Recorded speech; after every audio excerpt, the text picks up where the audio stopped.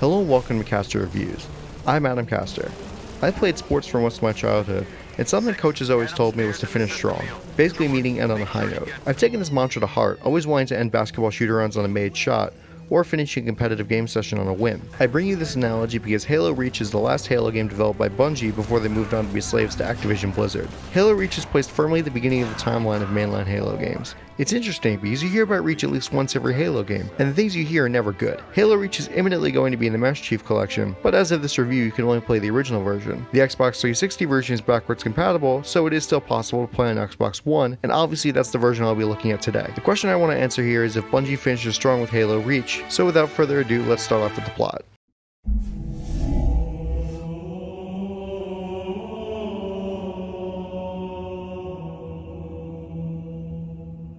First, let's go over some basic elements. Planet Reach is a human colony that the UNSC deems incredibly valuable. Halo Reach puts you in the Mjolnir armor of a team of Spartans. Spartans are genetically engineered super soldiers created by Dr. Catherine Halsey. In the briefest possible terms, Halsey kidnapped a bunch of small children and biologically enhanced them and rigorously trained them. As far as this game is concerned, there are 3 generations of Spartans. Master Chief, for example, is a Spartan 2. Your Spartan squad, known as Noble Team, consists of Carter, the team's leader, Kat, the tech whiz and the only girl, Emil, the shotgun-wielding smartass, George, a native of Reach and the team's heavy weapons expert, June, the team's marksman, and then there's you, no-name Spartan who goes by Noble 6. Every member of Noble Team except George are 3rd generation Spartans. He's a Spartan 2, which will explain why he's so big. Our story begins as Noble Team is sent to investigate a downed communications relay on Reach. They're led there under pretensions of a rebellion, but it turns out the Covenant is on Reach. They run into a scientist and his daughter, but then they're overrun by 3 high-ranking elites who kill the scientist. They kill 2 of the elites, but the leader gets away. Noble Team is then sent by their commanding officer, Colonel Holland, to Oni's sword base, where they're met by Catherine Halsey, whose voice sounds awfully familiar. More on that later. Halsey informs the team that there was more to their mission. Our primary objective was to get the station's relay back online. Your primary objective? Commander, are you a puppet or a Spartan? Ma'am? There are those at Oni, myself included, who believe the Covenant dispatch elite advance teams to hunt down artifacts of value to their religion. Survivor accounts suggests such teams are small, nimble, and almost always zealot class. No doubt they came to the station for the abundance of Oni excavation data stored there. And you let them get away. Data retrieval was not a command directive. Even had we known, we had other more urgent matters to attend to. Like warning the planet. Professor Sorvad's final entry in his field notes made reference to a latchkey discovery. Latchkey. Not a word he would use lightly. Noble 6, George, and Kat are then sent out to the Spire, which is a Covenant station that is used to transport troops.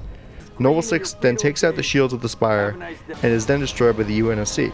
But as 6 escapes onto a Falcon, you see that there are still more Spires on Reach and the fight is far from over. A Covenant supercarrier named the Long Knight of Solace comes into Reach's orbit and destroys the UNSC ship that blew up the Spire. Noble Team regroups and Kat has a plan to destroy the Long Knight of Solace.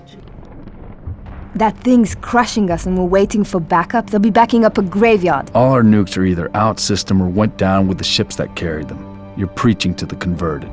How converted? I know that look, Kat. You can say no. No. You don't even want to hear it? Fine, I'll hear it. Remember that accident a couple years back?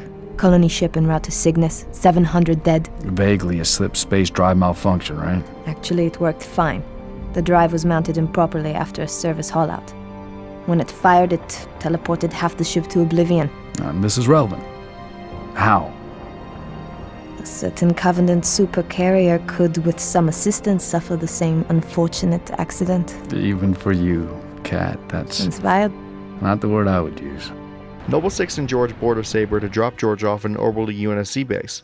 Noble 6 then boards a refueling ship and assists George in arming the bomb. The detonator malfunctions and George has to detonate it manually and sacrifices himself to save his home planet. Bad news is, time is fried. I'm gonna have to fire it manually. That's a one-way trip. We all make it sooner or later. Better get going, 6. They're gonna need you down there. Listen, Reach has been good to me. Time has come to return the favor. Don't deny me this.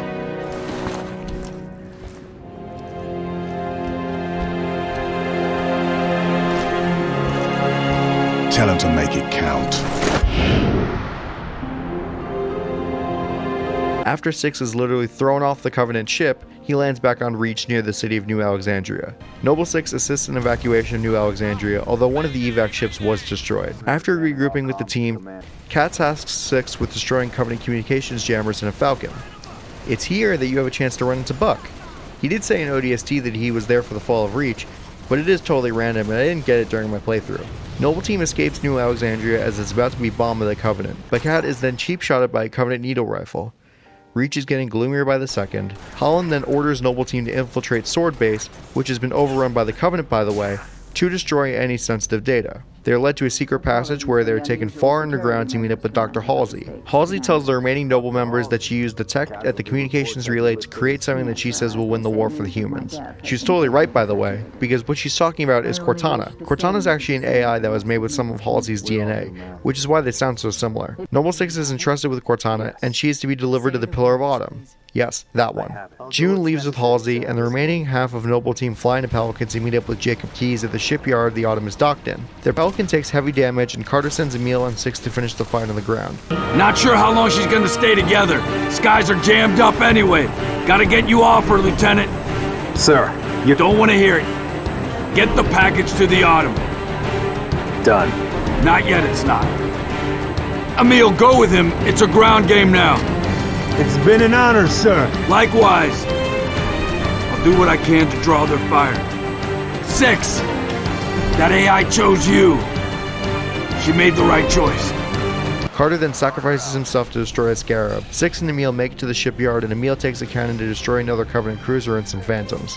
Six then delivers Cortana to Keyes, and he sees that Emil is killed by elites. Six then declines a ride off of Reach, and he gets onto the main gun and destroys the Covenant cruiser for good. The Autumn takes off and makes it off of Reach, and the game ends where Combat Evolved begins. Cortana, all I need to know is did we lose them? I think we both know the answer to that.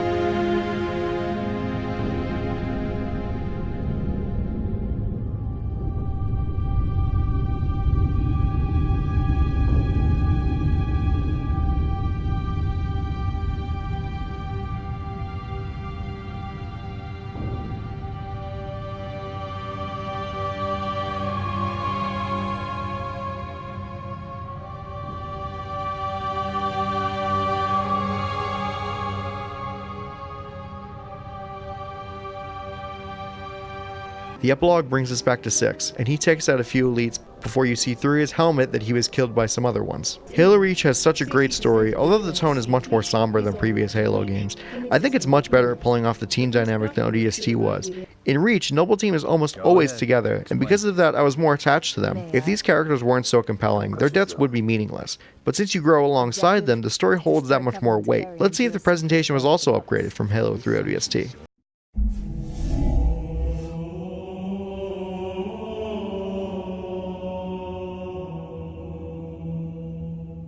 For a mid-generation Xbox 360 game, Halo Reach looks amazing. The environments are incredibly varied and the planet looks gorgeous.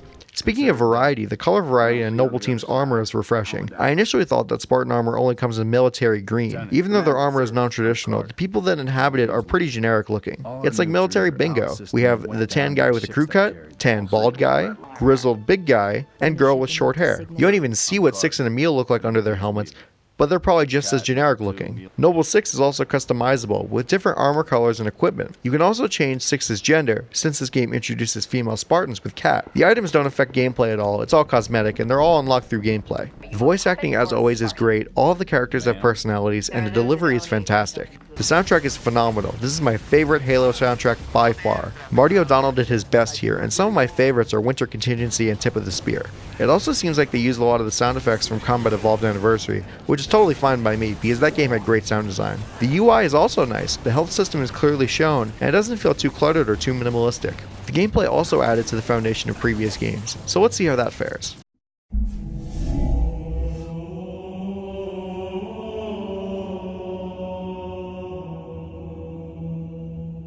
I'm going to go out on a limb here and say that Halo Reach adds the most to a Halo game since the jump from Combat Evolved to Halo 2.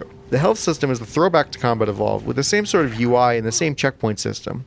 My feelings about checkpoints in Halo are well known, so I'm not going to yell about it for a third time, trust me. Halo Reach also adds a few new weapons. Some are cousins to previous Halo weapons, like the Needle Rifle, which is like a fusion of the Covenant Carbine and the Needler. There's the Plasma Repeater, a more powerful version of the Plasma Rifle, the Focus Rifle, which is the gun equivalent of Burning Ants with a magnifying glass, and the DMR, which is the Battle Rifle's more efficient cousin. There are also 2 grenade launchers, one for plasma and one for frag. This is a great consolation because spike grenades and incendiary grenades are absent. My favorite gun, however, is what I call the Airstrike gun. That's definitely not the name of the gun, but that's more or less what it does. In addition to new guns, the equipment system from Halo 3 has been reworked in the form of armor abilities. These abilities range from bubble shields, sprinting, jetpacks, and locking their armor to protect them from enemy fire. You can use these indefinitely after they recharge, and you can switch these abilities with pickups and levels. Vehicles also play more of a prominence in this game, with spaceship dogfighting in the Long Night of Solace and helicopter piloting in New Alexandria. Ground vehicles also retain prominence, with a new missile variation of the Warthog and the Covenant Revenant, which is basically a mini Wraith. The difficulty is more toned down than in previous Halos. I found little to no frustration during the campaign.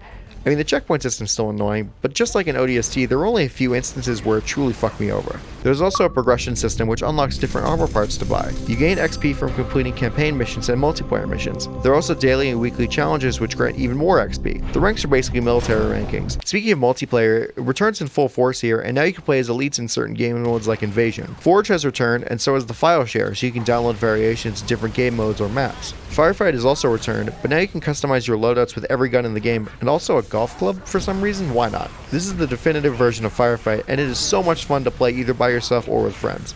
You can also customize your voice in Firefight to be any member of Noble Team, Master Chief, Cortana, Buck, or Johnson. Halo Reach has content that will keep you playing for hours, single player or otherwise.